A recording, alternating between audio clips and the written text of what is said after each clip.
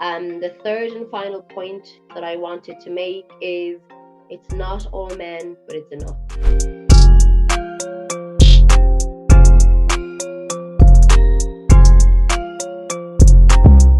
Hi everyone, welcome back to Gorm TV. My name is Mamobo Ogoro, and I'm here with my wonderful panelists again for another episode. So in this episode, we're going to be talking about female security, and we're going to be talking on the topic of hashtag not all men. I know recently we've seen this sort of Twitter uprising of this hashtag and against this kind of idea that men are like this, men are like that.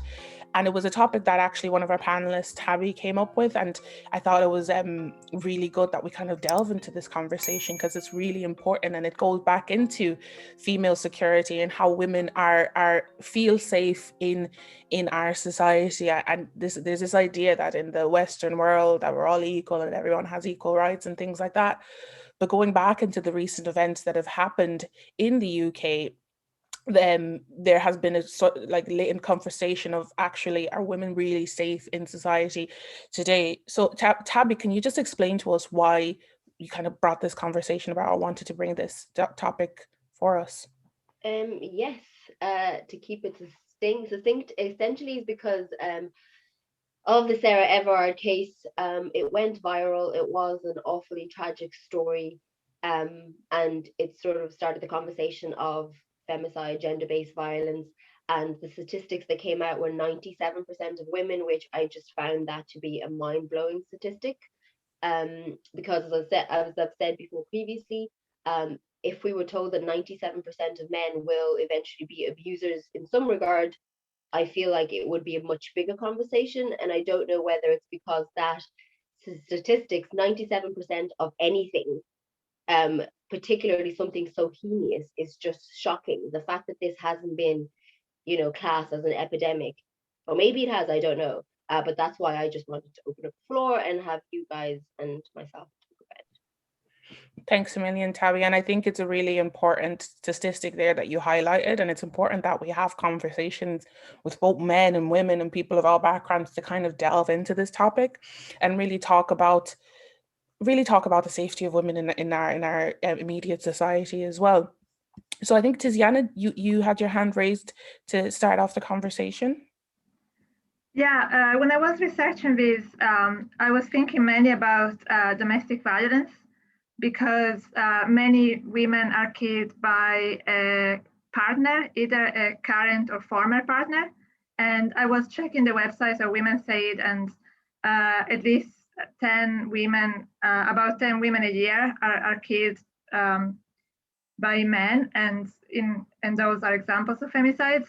And I think obviously things have even become worse because of the lockdowns. So if you're stuck at home with an abusive partner, it can be really bad for you.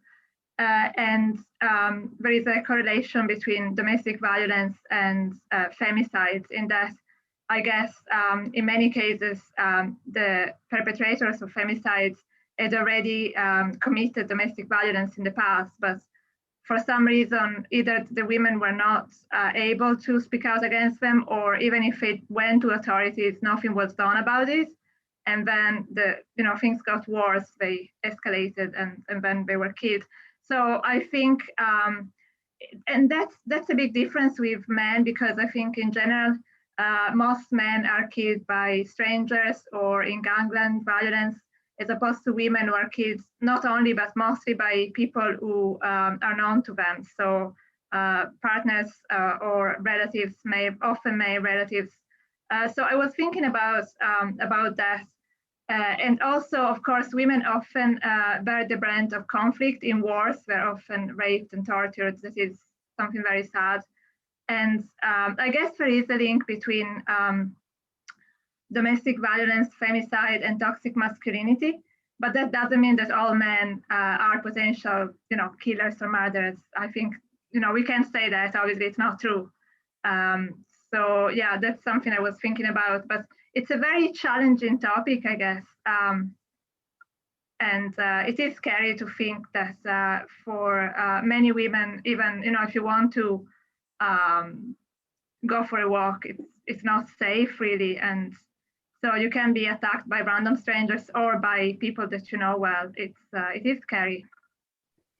And I definitely echo that it's a very difficult topic. And for many women, like there's always that, like if you're going home after a night out by yourself, people always, you never really get that text for men, but for women, it's like, oh, text me when you get home. And always having to take that extra step towards security, because there is something in the back of your mind, like, okay, there may be an issue of her getting home safely and things like that. India, you wanted to add to that? Yeah, I just wanted to add on from what Tavi said. The Sarah case, it was such a horrendous case. And the fact that it took a murder of a woman to bring up this serious problem in our society was just upsetting. I mean, I'm 18 years old and I live in a rural area, and a lot of people think, oh, well, if you live in a rural area, you're safe. And the experiences I've had are very different to the experiences of someone who lives in maybe Limerick City or Dublin City, but they still have experiences. And the fact that there's students younger than me, there's girls that are 13 and 14 years of age that have experienced, different forms of sexual assault or sexual violence. It's just terrifying. And I think that something needs to be done now before it gets to a point where 100% of women have experienced some form of sexual assault. And I really echo that as well. And like, this is just a question to the floor as well. Like, what are the steps that we can actually take to ensure the security of women moving forward? That's something we can talk about later on. But I know Eric wants to add to this topic. Yeah, I just want to say, firstly, after the tragic killing of Sarah Everard, me as a male, looking at it, and looking at the statistics that kind of were revealed by the incident, it just was astonished. And in engaging in conversations and discourse with women who were affected by it, of course indirectly, but who were affected by it because they saw their lived experience emanate from the Sarah Everard story. It really sat me down and humbled me, because although I knew there were issues within society that affected women, actually hearing stories from women, hearing about how women walking down particular alleyways pretend to call their friends, how they ensure that they're on the phone to someone when they're around a group of men, how they know what it feels like to walk into a room filled with men and not to feel like a woman or like a human being, but to feel like a sexual object that is being objectified by the eyesight of men, which is, they can almost feel. Hearing all of these stories really, really, really made me think about how women must feel on a day-to-day basis, and how wrong it is for any human being to feel that way as they live their lives. Just kind of touching on femicide, which is kind of the theoretical kind of concept that captures what we're talking about. I think it was originated in the 1970s, and it was based upon the killings of women. So the killing of women, what causes it, what does it lead to, how can it be tackled? And I know Tiziana very articulately touched on the amount of women that are prone to die every year in Ireland, but across the world, 66,000 women die approximately every single year. And I think that accommodates for 17% of all homicides. And that's an incredibly stark statistic and a very worrying one as well. I know the main causes, and I'm speaking as someone from African descent, I know coming from Nigeria, being of Nigerian descent, I'm privy to a lot of the cultural reasons why women are subjected to a lot of violence, sorcery, witchcraft, in some cases kind of dogma, religious dogma, and how women are being subjected to things that men have heavily influenced. When it comes to ancient sacred texts and ancient religions that still exist today that influence women, men have a huge influence on those religions, and women are being subjected to them without input, and a lot of them are being killed as a result of this. So male-dominated theories are kind of stripping women away from their stripping humanity away from women, which is something that is quite worrying as well. And to answer your question, Mamobo, on what we can do, that question in itself is a huge one. I think in Latin America, femicide is a huge problem. And I think last year, approximately 18 laws were passed to prevent violence against women, yet 98% of perpetrators of violence against women got off scot-free, legally speaking, and none were prosecuted. So, I think it really points to wider systemic cultural issues that we need to tackle. In Africa and in the Middle East and in countries where kind of ancient dogma might hold back women, the culture is a massive problem. Here, culture is still a problem. And I think we really need to think about what conditions males to think in the ways they do when they perpetrate acts of violence against women. When I was born as a man, I didn't think anything. I didn't know anything. What process did I go through that indoctrinated me with particular theories that made me act out in a violent way to offend and to harm women? I think we need to think about that process and what influences the mind. And this speaks to adequate sexual education in school. It speaks to courses about consent, courses about intergender, intersex interaction, and how I and women should be behaving, generally speaking, when it comes to interacting with one another. So I think we need to think of the bigger cultural and systemic educational ways that we can go about tackling the issue, because pointing to the Latin American example, laws are only so effective. So I think we need to look at things beyond laws, the things that influence laws, like the system and culture. Definitely, and I totally agree with that. Laws and policies, they're words without action.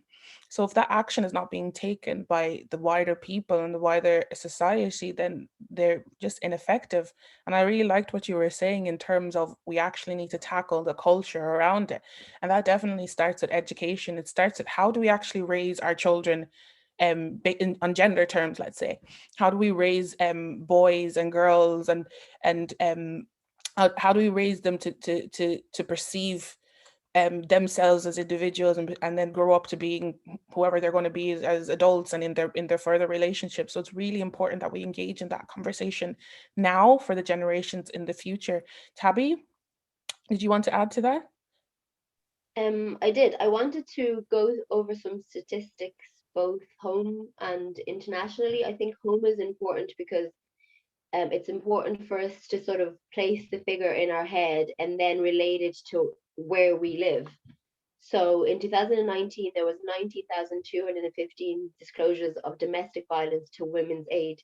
So if you think 20,000 women experience some level of abuse, so that could be as, and when I mention words, I'm not trying to put it in a scale of severity, but obviously in a sense it kind of is, because you can't compare emotional abuse to murder, but we don't know the scale of severity of those, but there was 20,000 women. That statistics is one in three women internationally. That's 1 billion women on the planet have experienced sexual assault. Now, there is a project that I would like everyone to maybe just take time to research. It's called What I Was Wearing, and it actually spawned in 2013. Just search what I was wearing on Google, and it started as a photo series of essentially just photos. It wasn't even photos, it was the actual clothing that people were wearing when they were assaulted. It is very heavy, so you do need to be in the mental headspace to look at it. But it's really important because you look at the image of the clothing and then you look at the story of what happened to the person. And we have to then kind of start looking at what is causing this. Like Eric touched on, I know myself in Africa, in Kenya, particularly within my own culture, my own tribe, the Kikuyus, there was, I suppose, this element of, domestic violence is okay, and slapping your wife is not an issue, publicly or otherwise. You know what I mean? Now, obviously, we are growing out of that mindset, thankfully, and it is now largely illegal, and you can actually be done for it, which leads me to my next point of, if we look at the sentencing that happens even just in Ireland for crimes, sex crimes against women, or even against men, to be honest, but sex crimes will stop. But obviously, because we're talking about femicide, I will focus on women. But the sentencing that is handed out does not correlate with the severity of the crimes that are perpetrated. So therefore, there is no incentive for people who are like that to stop. You know what I mean? People are getting suspended sentences where, let's be honest, they have changed somebody's life and the course of their life forever and ever. You know what I mean? So I think what we really need to look at is, number one, what causes this? Is this as basic as the gender pay gap? If we're not paying women enough, they have to be reliant on a man, and that could be a thing where it's like, if I was paid enough money, I wouldn't need to rely on anyone else. So therefore, I am essentially a victim of the situation. Just need to look at what exactly is the root cause of this. Because I know, statistically speaking, again, you can Google is free, It's my favorite catchphrase. Might actually get a t-shirt made saying Google is free, but as an aside. So in Northern Ireland, the rates of domestic violence actually increase in direct correlation with the Premier League, which is just like I can't, yeah, there are no words, but I do think that this conversation has to start with men.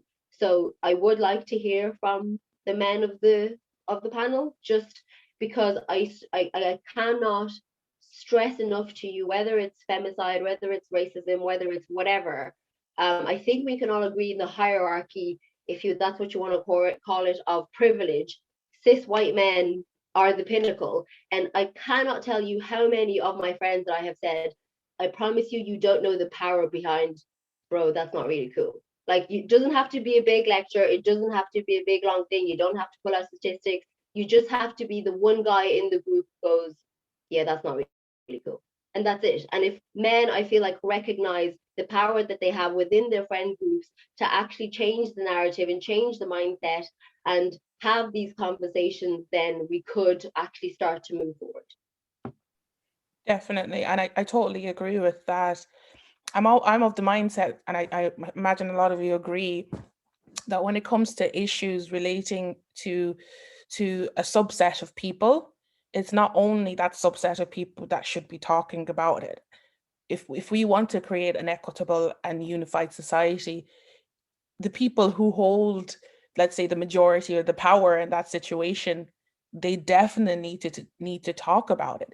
Because if they're not talking about it, the cycle is just going to keep continuing, and it's just going to be futile. So I really agree with your point there, that in groups of men, that they need to have these conversations within themselves. And I know a lot of men are maybe uncomfortable about talking about this, but it's something that really needs to be had and start having from a young age as well, because going into your teenager years, that's when those kind of feelings start coming up. And we need to really tackle these issues at those sort of pivotal points in people's lives, so we can avoid it in the future. Blessing, did you want to hop in there? Yeah, just sorry, I was trying not to get emotional listening to all this. Just with going off with like what everyone was saying, what I wanted to say is, like, when it comes to like any type of topic, it's always important to acknowledge, whether the truth hurts or not, that like the most privileged people in society is white straight men, and the most oppressed people in society is disabled Black women or people from marginalized communities. So like any topic that you bring up, it's always them two that you have to consider, that like, we do function in a society that centers whiteness, and we do function in a society that centers what's called like male dominance, and when it comes to topics such as femicide, like there's just so much to the conversation, and like, it's hard to kind of, I guess, well, it's not hard for me to kind of navigate, but I guess it's hard for, men, when it comes to these topics, not to, I guess, feel personally attacked by these conversations, just like, just as with like racism, like we all know it's not all white people, but we all function in society that centers whiteness. So I think when it comes to topics like this, it's always important to acknowledge that, and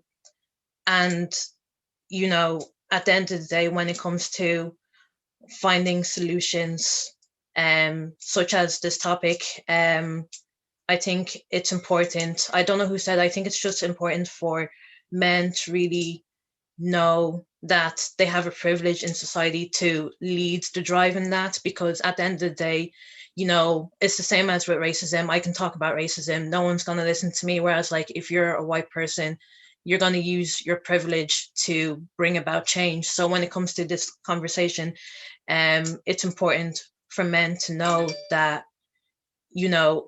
this is a real issue, and we know that's not all men, but if you feel triggered by it, if the shoe fits, wear it, but just going off with like education, like at the moment, me and Shane and maybe some other people are actually in a WhatsApp group chat at the moment, actually, and there's just so many topics discussed in it, and it's really refreshing to see men take the lead in conversations like this, just because like what other topics, it's usually the woman that's always taking the lead in campaigns or projects or whatever else that is out there. And for me, I'm just in a WhatsApp chat just because with any topic, awareness is good, but as usual, diversity and inclusion is always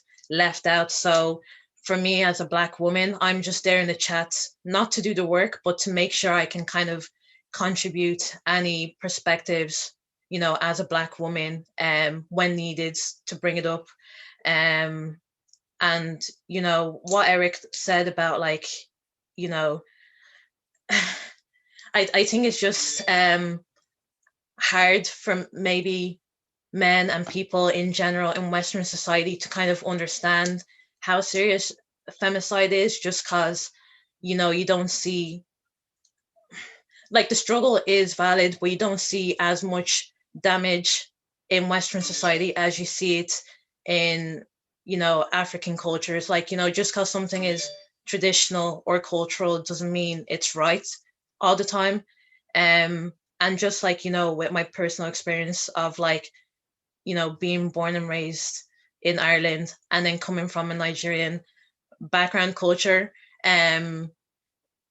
it's very, I'm losing track. Sorry. It's very real, because I see this firsthand, as my dad would be a typical Nigerian man. Like he for him, he's like, women shouldn't go to education. People look at me and be like, why are you starting college at 21? He's the reason behind it. And it's, when it comes to male violence and topics around this, it's not always words, or I don't have to explain it. It's not always like,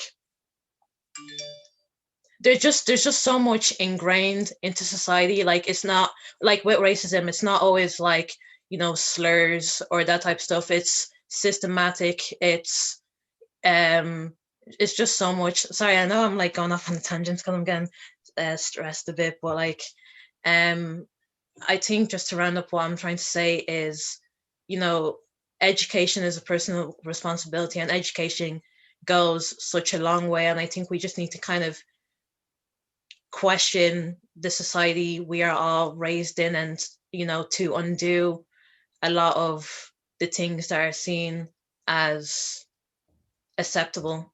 But yeah, sorry. I totally agree with that, Blessing, and thanks for your contribution. What I understood from that is this idea that it's the societal norms and values are not always explicitly like represented, if you get what I mean. Like, they're underneath, they're implicit, and they're underneath. We all know that it's kind of normal to do A, B, and C, but we generally don't talk about it. And that goes again with the behavior of how the behavior of men and women in society. So as you were saying, the importance there is to hack into the sort of critical thinking and educate yourself in different issues that may that you may be concerned with. In this case, it would be like people educating themselves on gender norms, let's say, or the way men and women are raised and perceived in Western society. So that importance of education is number one when it comes to these things, so it can be passed on to generations after. Sarah, were you going to say something? Yeah, just listen to everyone. It's quite a difficult conversation, in the sense that, everything that everyone has said is very, very significant and are really, really valid. And what I was thinking about when everyone was talking was, it seems to me that there is no difference between the Western world and the non-Western world, let's say, because it's just patriarchy. It's systemic. It's cultural, yes, but institutions have a huge role in this. And when we bring it back home here in Ireland, I think COVID has just shown how systemic it is when we've had no women around the decision-making table when it came to restrictions and so on. So there was no woman there advocating for women who are going through domestic violence. Domestic violence is not just physical, it's not just emotional, but it's also coercive violence, you know. So even women in situations where there's children and you know, and someone is, you know, saying, you know, using the children against you and so on and so forth. There's those type of situations, and no one's advocating for them at those decision tables, you know, while we treat society as, you know, a clinical ward for the sake of public health, which is very important. But we also need to make sure that everyone is taken care of. And in the sense, even when you look at maternity hospitals, you know, the fact that women, you know, had to go in there. Some women are going in, not coming out with a baby, are coming out with a box with their baby inside, you know. And some women have to bear certain news when they go into a maternity hospital on their own, you know, and their partner's not there with them, and whether that's a man or a female, you know, and they're on their own. So it's just they've been kind of been forgotten about, and that's systemic. And it's because we are not looking at policies, and policies do not factor in women at all. And I've noticed over the last month or so with people, you know, women's groups shouting from the top of their, you know, voices, shouting for society to kind of hear them and say, actually, can you hold on a moment? Are you including us in this discussion? I noticed as though it's as if, you know, we're being a pain, you know, we're being a nuisance. You know, oh, here they go again, you know, they're complaining, women's rights and so on. We need to get things done. We need to make, you know, decisions, you know, the important decisions. So it's this kind of, this attitude that we have in politics it's really disheartening, because it's what impacts us directly as women, and then has that trickle down effect into education policy, into, you know, health policy, into housing policy, into even just gender pay and all that kind of, you know, societal factors. That's where we get forgotten about. So it's, you know, and that is because of the patriarchal system. So it's a patriarchal system that does need to be addressed, and it has to go beyond just a conversation. It needs to be actioned, you know, something needs to be done. And we need more women in the policy sphere, and we need more women advocating, but we need men to stopping us from moving forward. So for example, if women want to, you know, go forward at, you know, certain elections, they should be allowed to go at certain elections. You know, if women want to advocate for themselves, they should be allowed. They shouldn't be stopped by men to say being told that this is not how politics works and so on. Do you get where I'm coming from? So there's a lot at play, and this, again, it's the sense of we're second-class citizens when we're not, because we are the teachers, we are the SNAs, we are the nurses, we are the doctors, we are the people at the front line of many things, you know, and we're just being abandoned. So bringing it back to the conversation, that kind of systemic attitude and patriarchy seeps into then a form of violence that then impacts us directly in the conversation that we're having now, you know. So that would be how I see it, as it's just patriarchy in a nutshell. Do you know what I mean? And we need to get rid of it altogether. Definitely. And I think I always say that, like, there's a difference between sympathy, empathy, and compassion. So this is what I was kind of just drawing from what you were saying in terms of action. So sympathy is this like, oh, sorry, Passion, you're not doing anything. Empathy is kind of feeling what they're feeling and sitting with them with that. And then compassion is actually having that empathy and taking actionable steps forward. And it starts with, I believe it starts with conversation, starts with education, but then actually, like what Sarah was saying, those policies and things in place, and then actually implementing those policies via action is what's going to change. Yes, my fear is this has been happening for a very long time. It's been happening for decades. So my fear is that we continue to have these conversations and they just stay as conversations, you know, and here we are, we're having, it's our generation having these conversations, you know, that way. So is it going to be my little daughter's generation who are going to be having this conversation again? I really, really hope not, you know. So we do need to move forward, and it needs to be quick, you know. It needs to be quick. It does. I definitely agree with that. May, were you going to add to the points that were said beforehand? Yeah. Well, I think Eric brought up objectification earlier, as a long while back, but everybody said like lots of great things since. But I am a firm believer in the influence that like the arts can have on people, like film, like cinema, TV, like literature, all that kind of stuff.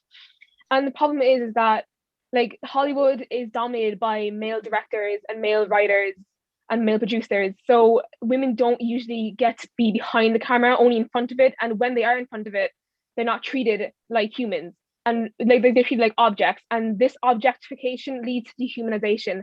And when they are not seen as humans, their lives obviously don't matter as much. And this also goes for people of color as well. So like these big blockbusters with like 2 women maybe in the entire cast, with like Tom Cruise and some big poster with guns blazing, explosions, all this kind of stuff. Like these blockbusters, they're aimed at like young boys, basically. They're aimed at like teens, like 13-year-olds, 14-year-olds. And so this is like one of their first experiences seeing like women, other people they know, like, you know, like, and getting to know them. So when they're seeing them just simply as objects, like it's going to affect them mentally, obviously. So whether they realize it or not, they do have like a subconscious kind of bias against women, thinking like, oh, they don't matter as much because they're just there for me to look at and for me to take pleasure from. So I think that like needs to be addressed, because it's obviously having a really big effect on people. Like you saw from the shootings in Atlanta on March 16th, I think it was. Like that man said that he wanted to get rid of the sexual objects that were tempting him. He didn't even see them as people. They're just things that were bad for him, so he had to get rid of them. And because they're just objects, obviously it was easy for him to just kill them, because they're not lives, they're just objects. I totally agree with that, and I'm a huge advocate in saying that the arts has a huge toll in how people see the social realities that we live in today, and particularly in film and in media, the way women are portrayed as sexual objects, as something just to be looked at, something that don't have personalities, that don't have brains, that don't have all these things that make people humans, as just objects, is another force that leads to the dehumanization and the killings of women in Western, globally throughout the world. So I definitely agree with you there, and May, thank you so much. And Gareth, were you going to add something there? Yeah, there so many people have said so many wonderful things, so I have a lot of thoughts bouncing around, but from what I'm gathering from this conversation is it's such a deeply systematic problem. Like, it is patriarchy, has been said, and I'm like, education is what I always believe to be the key to many problems. But like, what I believe, like, yes, we're having this conversation, but as we've said, this conversation needs to happen in all male spaces as well. Like, if men are conditioned just not to say these things in front of women, but go off and say it in groups of where there's only men, that's just kind of like moving the rubbish from the hallway to the bedroom kind of situation. Like, it won't get rid of it, it just moves it. And like, it is as simple as saying, just like when you're in space with all men, like, oh, you can't say that, or that's not cool, or if somebody says a joke, you just don't laugh at it, kind of thing. And like, it doesn't have to be a lecture, that's true. And it's just, but like, I believe a good starting point is like the language, the jokes, like you look at some of the like colloquialisms that we use, and it's all like very like attributes that belong traditionally to women are seen as negative when applied to men. Like, even the phrase like, who wears the pants, like in the family or the relationship or whatever, like that's loaded with sexism, patriarchy, the whole lot. And I think that's it. Like, for me, that's where I see a starting point, like, because like, it will take a while, once it's so deeply rooted in society, it does take years upon years to get rid of these issues. And so you have to start small, and any step forward is a good step forward, to be honest. So like, I think we need to start with that language, and I think it starts with children as well, kind of, that like, it's been so like deeply rooted in men to use this kind of language about women, around women, that like it's very hard to like pull up those roots. So I think it's just not planting those roots now in the next generation, which is also a very hard thing to do, but I think that's a good place to start. And the other thing that came into my head was like this thing of like not all men, like I often use the phrase like all men are trash, like kind of thing. And there's times where people agree with me, and then there's people who see it as a personal attack, but I never mean it as like all men are murderers, all men are thieves kind of thing. It's just like in that whole sense that men, and especially white men, are built to think, like their socialization is built to like, you're better than everyone else. Like that's just it. Like and it's just like, you will do things subconsciously that like show that, like you may not agree with it, but that's just the way that you are. And it's like, it's like, it's a societal shame rather than a personal shame. Like you shouldn't see it as a personal attack. It should be like, if somebody points something out to you like that, you just have to say, okay, I'll try better next time, because that's all that you can do. And like people who see it as a personal attack, like I'm going to start using Tabby's line of Google is free, like figure it out kind of thing. And so like it's not all men, but like, which is true, like we can't, but what was the analogy that I read the one day that when this whole conversation kind of blew up on Twitter, was that like, if somebody puts like 3 glasses of water in front of you and says 2 will quench your thirst, but 1 will kill you on the spot, you're going to be skeptical of them all, like when you take that drink. So like that's how women feel when they walk into these spaces that are dominated by men. Like, yes, not all of them will hurt me, but there may be one of them that will, and that's enough to feel afraid. And I think like as a society, men just see that as a personal attack on themselves, when we need to start telling them it's not a personal attack. You just need to be aware that like you may not hurt them, but like your best friend could. Like we have to, everyone's kind of the enemy kind of thing. And it's the same with COVID, like treat everyone as a pariah. And unfortunately, just at this moment in time, we have to treat all men with the possibility that they will hurt women. Like and queer men as well, like they're not exempt from this conversation. Like queerness does not rip you out of like patriarchy or those patriarchy mindsets. And often queer men like often do like things much more like obvious, like touching women inappropriately or saying inappropriate things just because they believe that they're queer. That exempts them from that, which is not true. So we need to start having these serious conversations and like start educating people on why it's wrong, because I think that's a lot where it comes from. A lot of it is just ignorance about the subject, and people see it as a personal attack. So I think we need to start showing people that it's very much a societal issue, not a personal issue. Nobody's blaming you, but we have to work together. Definitely, and I totally echo that. Like, I really like the analogy that you used. I'm going to use it now for my classes from now on. But it's really that, like, you don't feel that you know that it's not all people, but you know that there could be, and again, it's 1 in 3 women throughout their lifetime.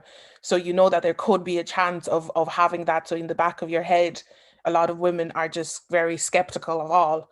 So it's really important to understand that it starts with education, and it starts with that moving forward. And then one thing that just popped into my mind is just like, okay, it starts with education, and if you want to get it to children, like, it starts with their parents, but sometimes their parents don't want to educate themselves as well. So it's just a really hard cycle to get into, and actually tapping into that and getting into the parents to teach to their children is one of the hardest things that one can do. I'm just going to move on to India there. India, did you want to add? I just want to say that everything that everybody said so far is powerful. It's really informative, and it's scary, the statistics of it. I just want to carry on from what Sarah has said about politics. I myself hope to go into politics in the future, but every single day I doubt myself. I mean, I look in the doll and there's such a small minority of women, and I'm constantly thinking, you know, I'm not going to get as far as a man. I'm going to have to work twice as hard. But the fact that less than 40% of the political committees like have no woman, or sorry, have women, you know, the majority of the political committees have no woman. You know, as Sarah said, all of the decision making around COVID, there are no women in the table, and it shows. I mean, no disrespect to the government at the moment, but if you look at all of the countries that have COVID under control and that have different situations under control, they're run by women. And it just, you know, I don't mean any shade to men, and I don't mean any shade to the government, but I think it's time to be more inclusive and inclusive to women, and letting women take charge and not making them villains for it. I mean, if you want to be a woman in power, you have to decide if you want to be in power or if you want to have, you know, a child. And it's not, you can do both, and it's easy to do both, but in some ways you're vilified for it. If you don't want to have kids, you're a villain. If you do want to have kids but don't want to have a career, you know, you're a villain. And it's about, we need to start, you know, we need to start educating not just our children, we need to start educating the society as a whole, because we've just, you know, the high rates of sexual assault and sexual harassment and different examples where women are just shoved in the corner, that shows that we as a society are seriously behind on education in this area.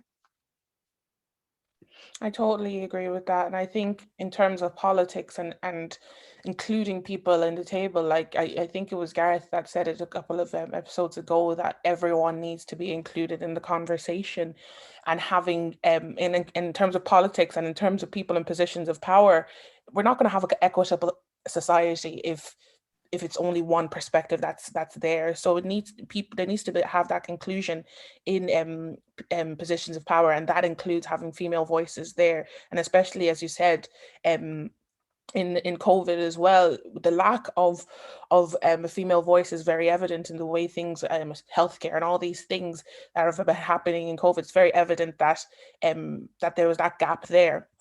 And I'm just going to move on to Tabby and then Eric. Tabby, did you want to add something? We're going to be closing very soon, but Tabby, did you want to add something there? Yeah, just 3 points. The first point is directly what has just been said. Education, 100%, I agree. Because I'd like to make a point and to just kind of illustrate to you, my daughter is 9, and she has a best friend who's also 9, who lives literally next door, and he's a little boy. Now, thankfully, his mum is a wonderful mother who's raising a wonderful little rounded, kind, young little boy. But what I'm getting at is I could do all the right things as a parent, teach my daughter how to have full autonomy of my body, how to say no, all the common sense in the world I could drill into her. And if my next door neighbor decided, either consciously or subconsciously, that she wasn't going to pour the exact amount of education or more into her son, then it just means, like, hypothetically, my daughter could potentially be growing up next door to somebody who could potentially harm her. And that's how I think of it, which is why I think that the education for these kinds of things needs to start at school, because you need to take that personal responsibility away from parents. And the reason I say that is because there are some wonderful, amazing parents, and there's also some really, really shitty parents. And that's just the fact of the matter. So if some kid out there could go to school and hear something that sticks with him despite everything he's hearing at home, and change the course of his life, great. That's what we need to do. We need to have a program that really, really tackles what is essentially a global issue. The second point I'd like to make is I need men and people, and I know it's really, and it's not trauma porn or anything like that, but I kind of always look, again, it's about the law, it's about the legal system, it's about sentencing. I'll give you one case study that I won't go into detail. 16-year-old, Google is free, her name is Sasha Marsden. She went for what she thought was a part-time job, and the police were only able to identify her from DNA on her toothbrush. And the 23-year-old who did it, you can read about it, it's absolutely horrific, in Blackpool, got a 35-year sentence. So it's so important, and he was 23, so he could get out in his 40s and potentially go on, get his name changed, marry some poor unassuming girl, and get to live the rest of his life when Sasha didn't get that opportunity.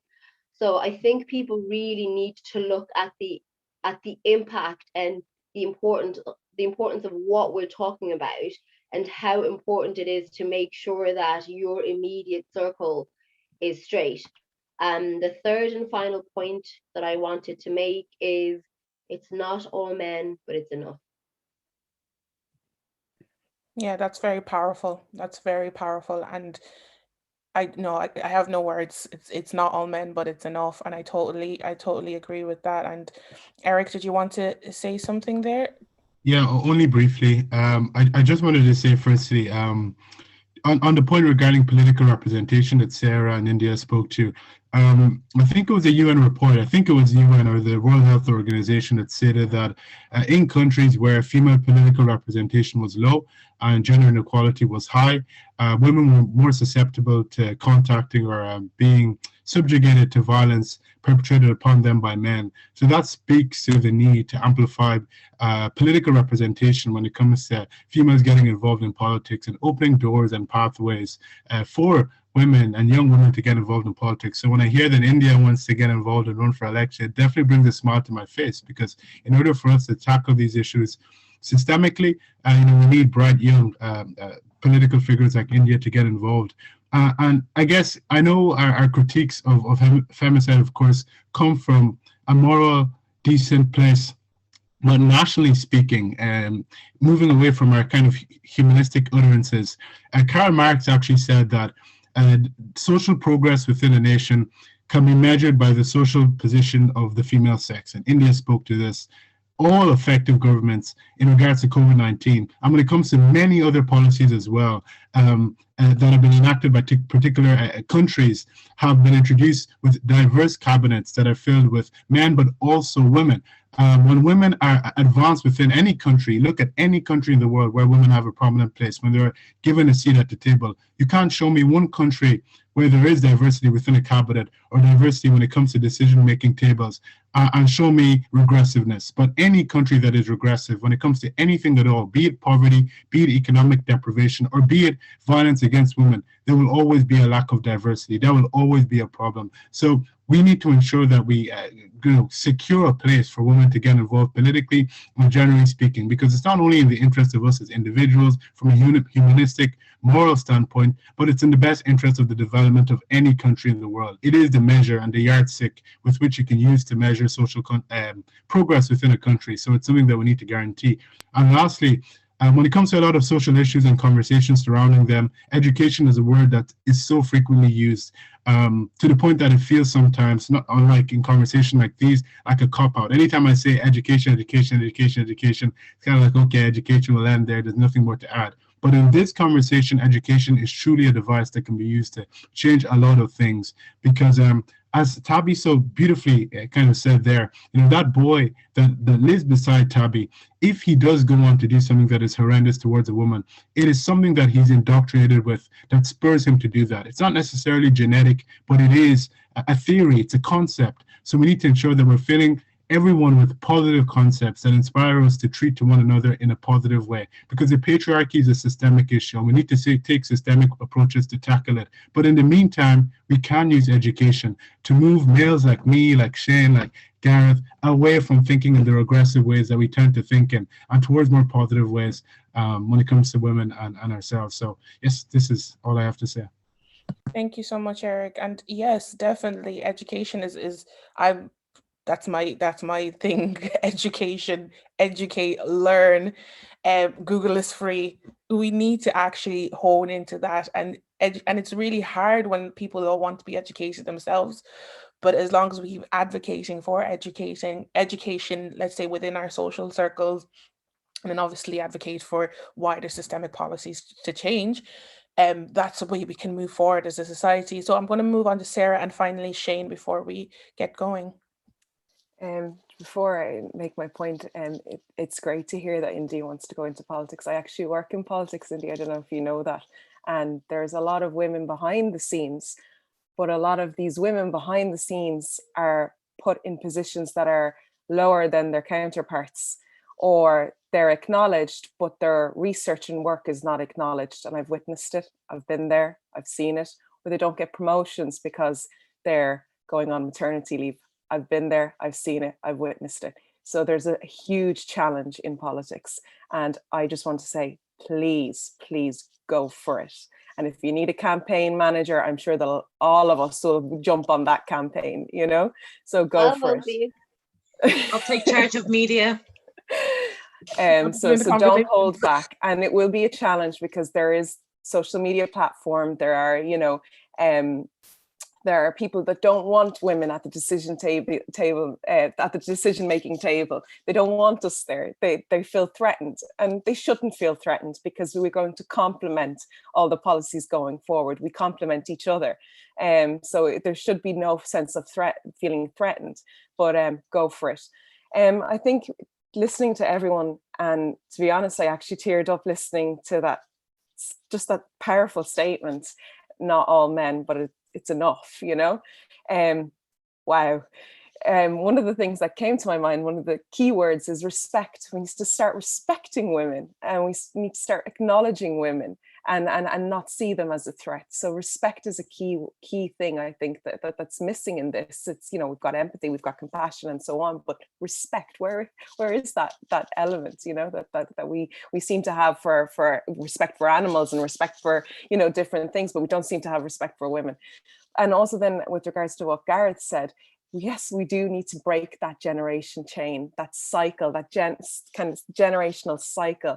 We need to break it in how we parent, and we need to reflect. So that's also a lot of inward reflection that we have to do. And we need to empower local communities, local, you know, religious groups, churches, mosques, synagogues. We need to empower them to also look at their own kind of belief system and make sure that they're also bringing women and respecting women and bringing them to the forefront and having them part of their decision-making process and not seeing them as second-class citizens. Start to run with modern times, because we are in modern times, and with all respect to all religions, because, you know, I come from a diverse background when it comes to religions, two big religions, Christianity and Islam, you know, and when I look at those two faiths, women are respected. And I think just the role of patriarchy has kind of tried to stop them from being respected. And we need to challenge that. And we need religious leaders, men and women, to challenge that, and need to empower local communities, community leaders, local clubs, you know, football clubs, sports clubs. We need to start empowering these communities to put women at the fore and to make sure that they're respected and treated as equals and as equal counterparts. So I think respect is key in all of this as well. Definitely, Sarah, and I totally agree with that. And I think it's just like fundamentally, this is something I always say, but fundamentally, we just all need to recognize that fundamentally we're all humans that at a minimum are deserving of dignity, human dignity and respect. And with these sort of things like this femicide that it's happening, that level of respect and recognition of that human dignity was just not there. So we need to get to that level where on a base level, each and every human in society, something I see in the future anyway, but each and every human in society is deserving of dignity and respect. And each and every one of us need to understand that. Finally, Shane, do you have the final comments that we're going to have here? Yeah, I think for me anyway, I know I can only change myself. And I think for me around this kind of particular area is, I think it's just really important for me to first and foremost listen, and I know and just go against that kind of like insecurity or your first initial thought. I think is really important. So just to simply listen to women and their views, and maybe challenge your own thoughts and beliefs around certain areas. Because I know even recently I was with a couple of friends, and they brought up a particular incident of you know, girls were, you know, wolf whistling at them and how they enjoyed that, but they know for the other way around, they know they would be completely slandered, and they're like, well, why is that? You know, that's not right, or that's sexist in itself. And I know myself, I did try to speak up around it, but I know I definitely didn't do a good enough job. And it definitely, it was difficult for me. I didn't really know how to go about it. And that's really one of the reasons that I joined that group with Blessing, violence against men. Sorry, I forget the name of the group. I think it's male violence against women, or something along those lines. Because for that, like, language plays such a huge, important factor in these kind of incidences or social issues. And for years, it's been, you know, seen as a female issue. It's violence against women and all that kind of stuff. So it really is.